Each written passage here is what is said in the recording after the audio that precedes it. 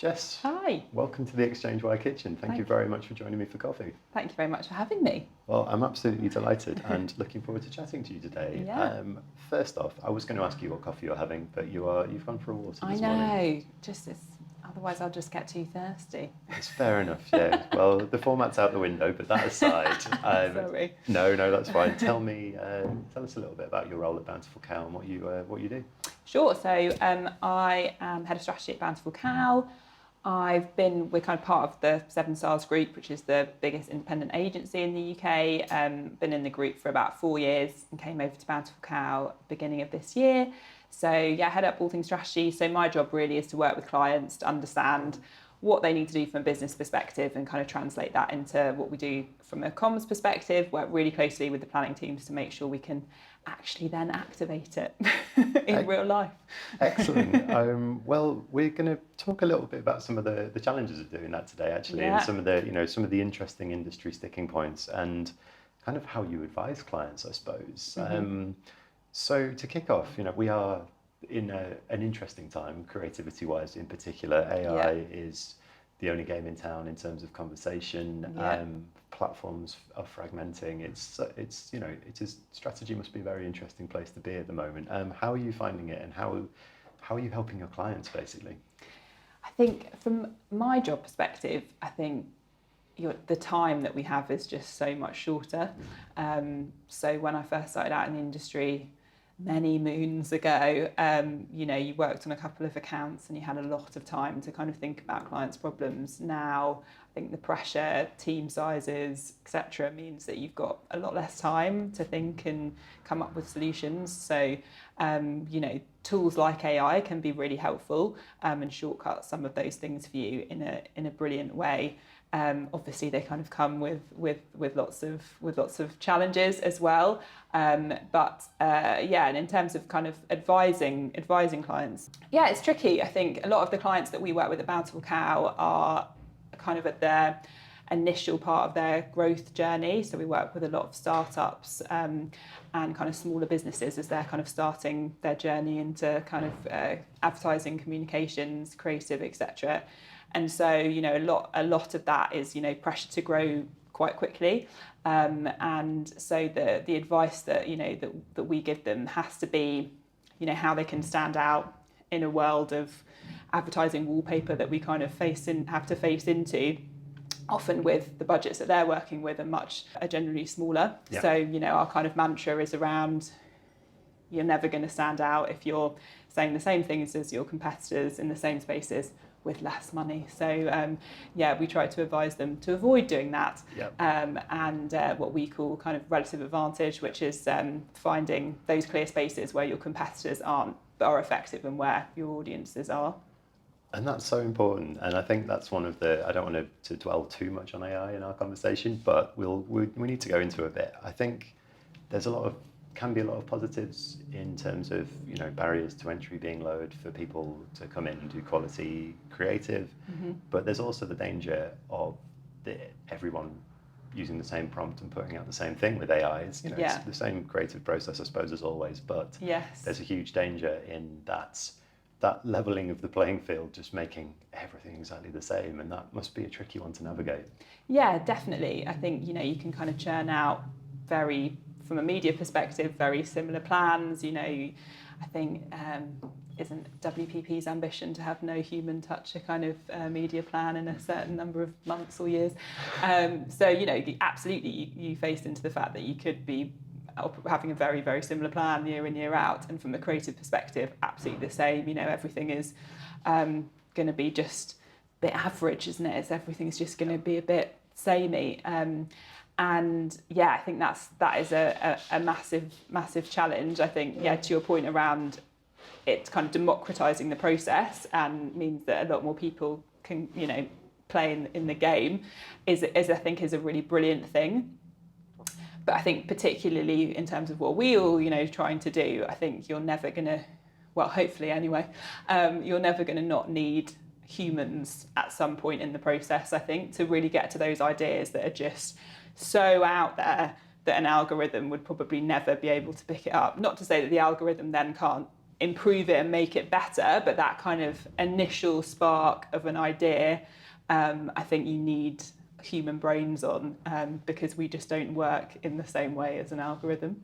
No, and I do fear for that future. You know, it's like Meta saying that you can, you know, give us your budget and your goal, and we'll do the rest. So the same copy coming out, the same creative coming out for everyone is it's not the advertising world I'd like to see through the AI revolution. It's sort of the opposite, this homogenized outlook. But it's, you know, it is a tricky one. And you spoke a little bit about relative advantage and that kind of the work you do in pressing home for your clients to find their differentiator. How do you think they can? What can differentiate a brand in the AI, the fragmented ecosystem? Yeah, so I guess at Bountiful Cow, we're full service agency. So for some of our clients, we do both creative and the media planning for. So we kind of have lots of different ways, I guess, that we try to look into what a category does and the conventions that there are often within lots of our categories that we operate in, and then try to find those, I guess, kind of blind spots that competitors have not kind of tapped into, and really kind of double down on them and try to exploit them as much as possible.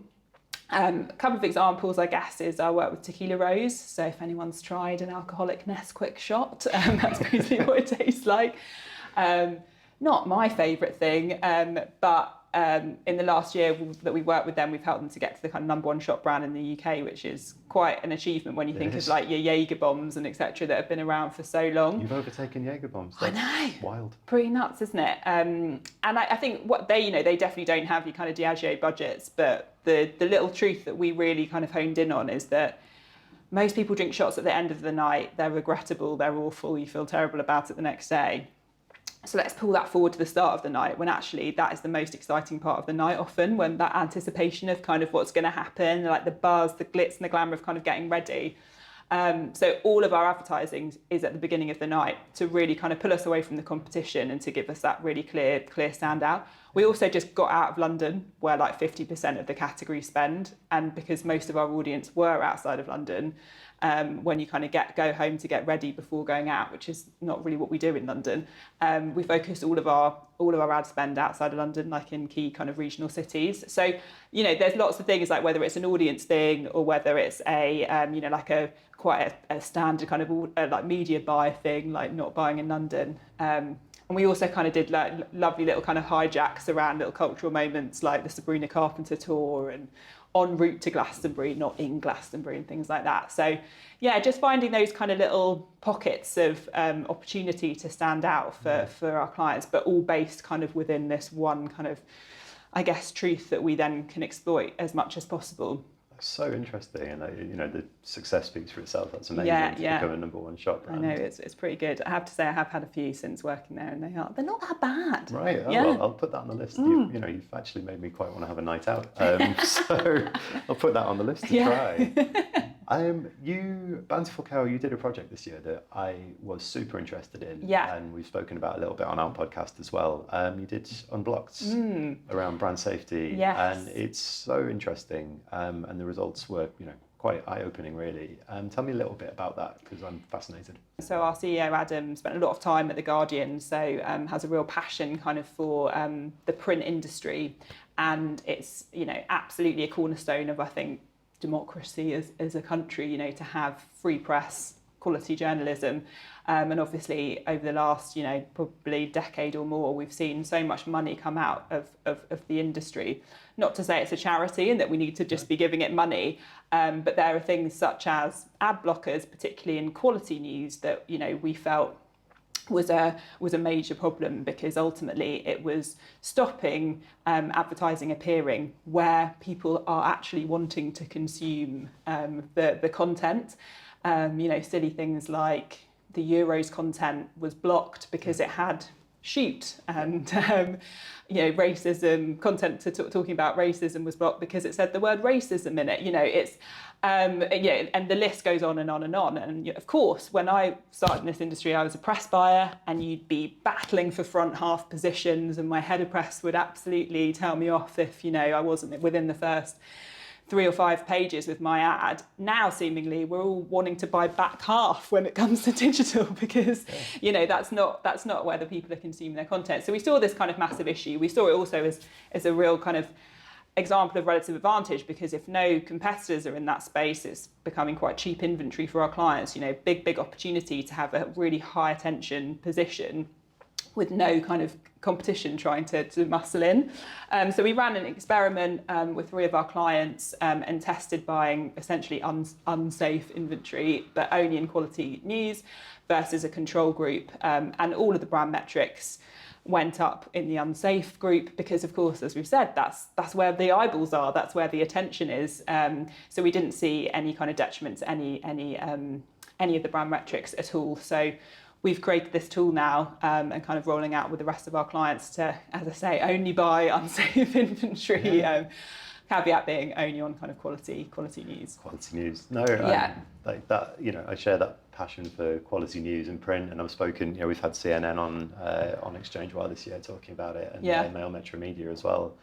And such a big and, you know, pressing issue for the industry. Actually, the stuff like the touch points you had there in terms of the Euros coverage being blocked. Like, the Euros. Like, this is exactly where brands need to be. Exactly. And the fact it's being blocked on those trigger words. It seems crazy. I read that Ariana Grande is still, a lot of content around her is being blocked for advertisers as a result of the Manchester concert incident a few years ago. And that's going back to 2017, 18. Yeah. Still on block lists. So that's mad, isn't it? I think it's a fascinating project, and I'm keen to catch up with you again next year about how it's working with clients and how it's going. But before I let you go, I want to talk seasonably about the Christmas ads that have come out. It's anyone who's in an agency and creative, I love to chat about that. Yes.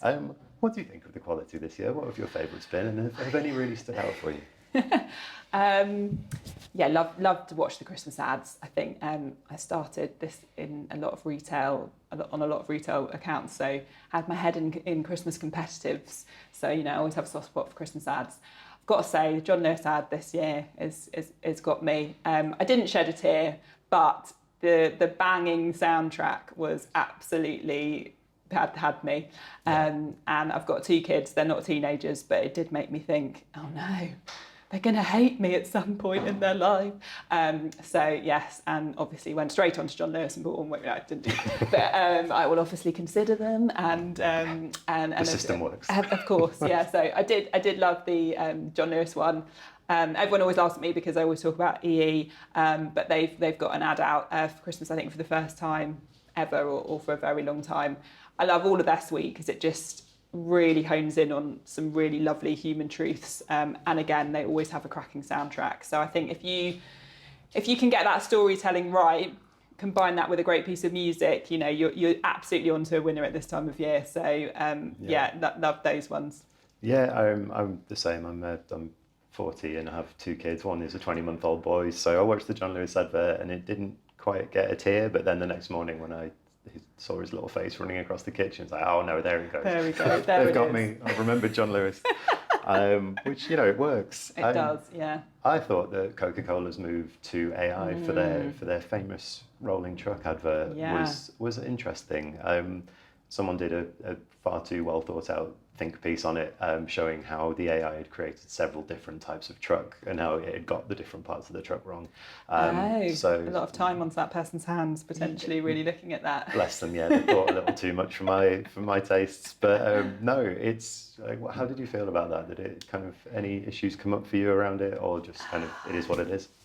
You kind of feel like it's such a classic ad. Like, why do you need to mess with it? Why do you need to make it AI for the sake of making it AI? Like, it's such an amazingly fantastic classic ad. Just leave it alone. Like, if you want to use AI and create something new and, you know, something brilliant that we've never seen, absolutely all for that. But I don't know why you'd kind of mess with a classic purely for the headlines. It just seemed to me. They could just play the same one from 1995. No one would know, and people would love it. Exactly. Yeah. I just think don't mess with a classic. Yeah, it's beloved by all, but no, the AI, it seemed unnecessary use. More we can rather than for any good reason. I know. Which is make something new if you're going to use AI. That's it. Yeah. Have the truck grow wings and fly. Just do something outrageous. Yeah.